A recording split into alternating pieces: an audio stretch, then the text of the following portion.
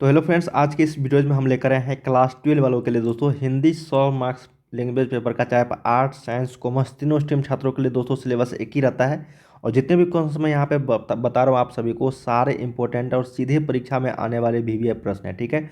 और जितने भी यहाँ पे सारे क्वेश्चन मैंने सेलेक्ट करके लाए हैं दोस्तों, ये सारे प्रीवियस ईयर में पूछे जा चुके हैं। मतलब बहुत इंपॉर्टेंट है। इस तरीके के जैसी क्वेश्चन आएगा आप लोग आसानी से एग्जाम्स में कर पाओगे, ठीक है। तो वीडियो को अंत तक जरूर देखना। सारे जितने भी छात्र एग्जाम्स देने वाले हैं आने वाले बोर्ड परीक्षा में 2023 के एग्जाम्स में, तो ये वीडियोज आप सभी के लिए काफ़ी हेल्पफुल रहने वाली है, ठीक है। तो यहाँ पे हम लोग बात करेंगे class 12 inter exam top most VVI objective type questions, सीधे परीक्षा में आने वाले प्रश्न। और भी काफ़ी सारे क्वेश्चंस का प्रैक्टिस सेट करना चाहते हैं तो ये ऑफिशियल वेबसाइट है दोस्तों इस चैनल का, starkstudypoint.com। यहाँ पे आप लोगों को काफ़ी सारे question objective subjective practice set देखने को मिल जाएंगे। तो वीडियो को लाइक जरूर कर लीजिएगा, शेयर और सब्सक्राइब करके आप लोग बेल आइकन को प्रेस कर देना, ताकि जैसे न्यू वीडियो लेकर आऊँगा नोटिफिकेशन आपको मिल जाया करेगी, ठीक है। चलिए हम लोग यहाँ पे स्टार्ट करते हैं।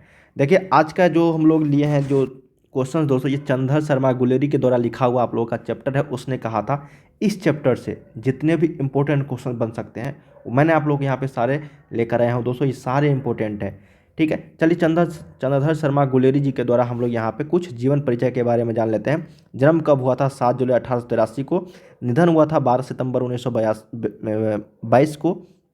बहुत ही कम दिनों तक ये, मतलब देख सको 83 और 22 कितना ही कम दिनों में यहाँ पे ये गुजर चुके थे दोस्तों, मतलब इनका निधन हो गया था, ठीक है।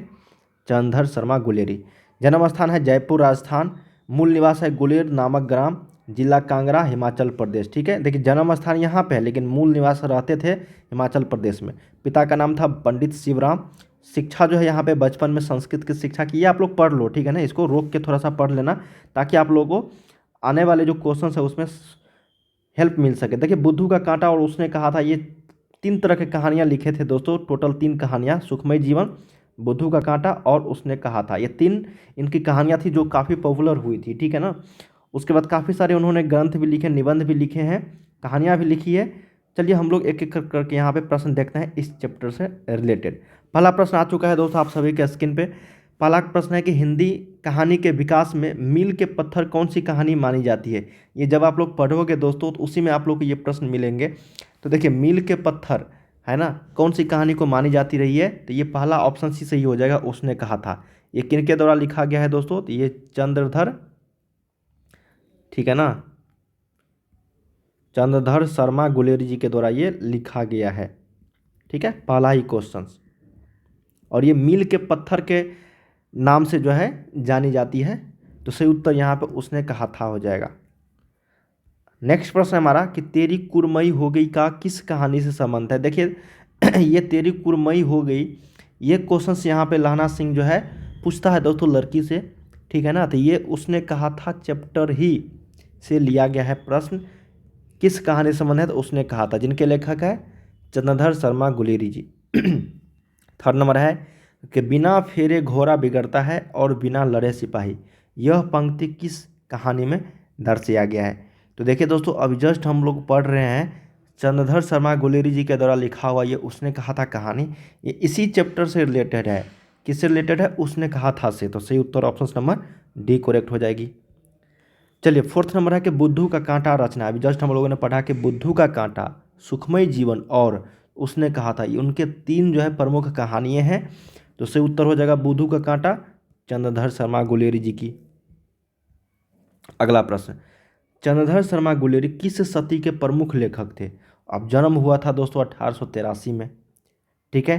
तो किस सदी के ये प्रमुख लेखक माने जाते रहे या फिर माने जाएंगे बताओ? 15वीं सदी, 16वीं, 19वीं या फिर 20वीं?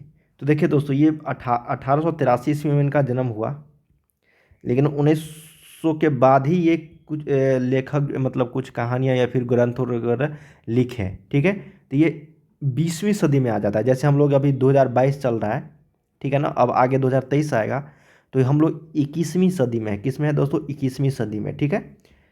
तो ये 1883 हो जाएगा 19वीं सदी, 1900 हो गया आपका 20वीं सदी। अब यहाँ पे देखो 2100 जो आएगा दोस्तों, 2100, तो हम लोग यहाँ पे चल जाएंगे 22वां सदी में। किस में चल जाएगा? 22वां सदी में, ठीक है। तो किस सदी के प्रमुख लेखक थे? तो 20वीं सदी के। तो सही उत्तर यहाँ पे ऑप्शन नंबर डी। अगला प्रश्न हमारे पास 6 नंबर, कहा गया कि गुलेरी जी ने कुल कितनी कहानियाँ लिखी है? 1, 2, 3, 4। मैंने आप लोगों को बताया कि टोटल 3 कहानियाँ ही लिखी जो तीनों फेमस है। सुखमय जीवन, बुद्धू का कांटा, उसने कहा था। नेक्स्ट है 7 नंबर कि उसने कहा था कहानी का नायक कौन है? नायक मुख्य पात्र के रूप में वो है दोस्तों लहना सिंह। कौन है? लहना सिंह। ठीक है ना, तो ऑप्शन नंबर यहाँ पे क्या हो जाएगा? लहना सिंह। चलिए नेक्स्ट है 8 नंबर कि उसने कहा था जो कहानी है ना, ये किस तरह की कहानी बताया गया है इस बुक्स में, इस चैप्टर में। ठीक है, तो उसने कहा था जो कहानी है ये युद्ध की कहानी भी है, दिव्य प्रेम की कहानी भी है, और प्रेम पर बलिदान होने की कहानी, ये तीनों है दोस्तों। तो इसलिए ऑप्शन नंबर क्या हो जाएगा? डी करेक्ट हो जाएगा इनमें से सभी। अगला है दोस्तों कि उसने कहा था कहानी में किस शहर का चित्रण किया गया? तो ये पंजाब के अमृतसर शहर से शुरू होती है दोस्तों, पहली ही लाइन में दिया गया है ना। उसने कहा था पहली मतलब पेज में। 10 नंबर है कि लहना सिंह के गांव का नाम क्या रहता है? देखिए लहना सिंह के जो जिस गांव में है उस गांव का नाम यहाँ पे मंगरे, मांझे, कटरा या फिर तेलघरिया। तो देखिए इसके गांव का नाम जो है रहता है मांझे। क्या रहता है दोस्तों? मांझे। तो सही उत्तर ऑप्शन नंबर बी करेक्ट हो जाएगी। चलिए 11 नंबर है कि लहना सिंह किस पद पर था? तो लहना सिंह जो उसने कहा था कि मुख्य पात्र है वो था दोस्तों जमादार पद पे। किस पे? जमादार पद पे। ठीक है ना, तो याद रखिएगा ऑप्शन नंबर सी। हजारा सिंह ये भी पूछा जाता है दोस्तों आपको, तो ये भी आप लोग को याद रखना पड़ेगा। लहना सिंह जमादार पद पे थे। ठीक है, चलिए और सूबेदार, अगला क्वेश्चन है कि सूबेदार हजारा सिंह के लड़के का नाम क्या था? सूबेदार हजारा सिंह के लड़के का नाम क्या था? तो उनका नाम था दोस्तों बोधा सिंह। क्या था? बोधा। अब देखिए दोस्तों इससे पहले हम लोगों ने पढ़ा कि लहना सिंह किस पद पर था, तो ये हो जाएगा लहना सिंह। और सूबेदार के पद पे कौन था? सूबेदार के पद पे हजारा सिंह। ठीक है, चलिए तो सही उत्तर यहाँ पे ऑप्शन नंबर ए करेक्ट हो जाएगा, हजारा सिंह। अगला है दोस्तों कि भारतीय सिपाहियों का किसके साथ संघर्ष हुआ था? तो भारतीय सिपाहियों का जो संघर्ष हुआ था दोस्तों वो हुआ था आपका जर्मनियों के साथ। ठीक है, जो जिस इस बुक्स में दिखाया गया है। अगला है कि जर्मन लप्टन को किसने मार गिराया? अब देखिए दोस्तों जर्मन लप्टन जो था, ठीक है, उसको मार गिराया था सूबेदार बोधा सिंह, लहना सिंह या फिर वजीरा सिंह। तो देखिए जर्मन लप्टर को जो मार गिराया था वो लहना सिंह ने माराया था। तो सही उत्तर ऑप्शन नंबर सी करेक्ट हो जाएगी जब ये आप लोग पढ़ोगे कहानी। 15 नंबर है कि सिख राइफल्स के जमादार लहना सिंह। अब पूछा जाता है कि किस राइफल्स के जमादार थे लहना सिंह? तो सिख राइफल्स के का नंबर क्या था? तो उसका नंबर जो था दोस्तों वो था 77। क्या था? 77। अगला हमारे पास कि सुखमय जीवन किसकी रचना है? देखिए मैंने आप लोग को बताया 3 कहानियां हैं, बुद्धू का कांटा, सुखमय जीवन, याद रख लो। और उसने कहा था, ये सारे के लेखक है चंद्रधर शर्मा गुलेरी। ये तीनों में से कोई एक पूछेगा ही पूछेगा। 17 नंबर है दोस्तों, कहा गया है कि उसने कहा था कहानी कब प्रकाशित हुई थी? तो उसने कहा था जो कहानी है वो प्रकाशित हुई थी दोस्तों यहाँ पे 1915 ईस्वी में। ठीक है, और 1922 में इनकी मृत्यु हो गई थी। सही उत्तर सी करेक्ट हो जाएगी। 18 नंबर की कछुआ धर्म किसकी कृति है? तो कछुआ धर्म जो है दोस्तों ये भी चंद्रधर शर्मा गुलेरी जी के द्वारा ही लिखा गया है। अगला है कि कुरमई का क्या अर्थ होता है? कुरमई का, तो कुरमई का अर्थ होता है दोस्तों यहाँ पे मंगनी, विवाह, कड़वी बात या फिर दहेज। तो कुरमई का अर्थ होता है मंगनी। क्या होता है? मंगनी। ठीक है, अगला है कि गुलेरी जी किस गांव के मूल निवासी थे? तो गुलेर के थे। ठीक है ना, चंद्रधर शर्मा गुलेरी जी की बात हो रही है। तो सही उत्तर यहाँ पे ऑप्शन नंबर बी करेक्ट हो जाएगी। अगला है दोस्तों कि चंद्रधर शर्मा गुलेरी किस युग के कहानीकार माने जाते हैं? तो ये जो कहानीकार है दोस्तों ये है आपका किस युग के? तो द्विवेदी युग के। किसके? हजारी प्रसाद द्विवेदी युग के। ठीक है,